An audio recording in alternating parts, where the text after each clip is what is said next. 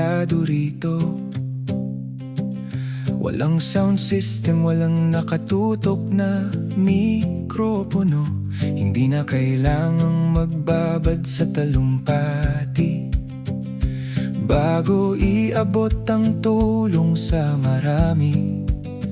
Kung may gustong sabihin sa Facebook na lang i-post. Huwag nang patagalin ang tulong na nagpapakuskus. 1,000,000 sako ng bigas para sa Batangas. Walang pinipili, walang naiiwan sa bukas. Kahit sa kalaban man mapunta, ang tulong ayos lang. Basta may pamilyang naiaahon sa kakulangan. Baguhin ang sistema ng pamamahagi sa masa. Ihatid ang ayuda, huwag nang patagalin pa. Sadyang nakalulungkot na mabalitaan, may 84 na barangay ang nalipasan dahil lang sa tampururot at pamumulitika. Pinipili kung sino lang ang bibigyan ng kalinga. Galing ito sa sariling pinaghirapang pawis, kaya walang utang na loob na kailangang mabilis. 1,000,000 sako ng bigas para sa Batangas. Walang pinipili, walang naiiwan sa bukas. Kahit sa kalaban man mapunta, ang tulong ayos lang.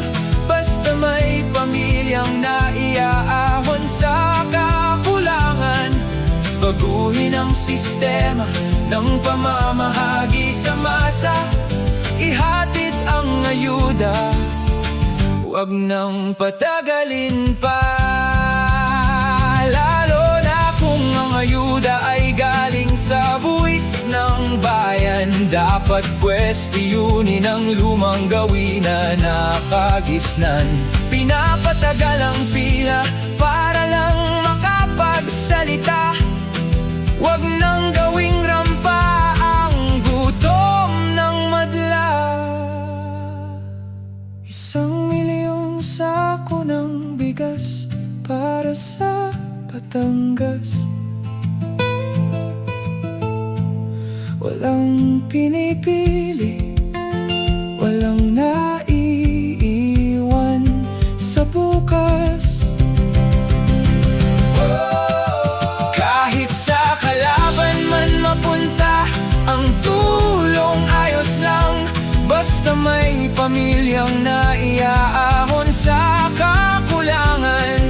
Baguhin ang sistema ng pamamahagi sa masa. Ihatid ang ayuda, huwag nang patagalin pa. Walang stage, walang talumpati. Diretso sa hapagkainan ng bawat pamilya. 1,000,000 sako para sa Batangas. May bagong sistema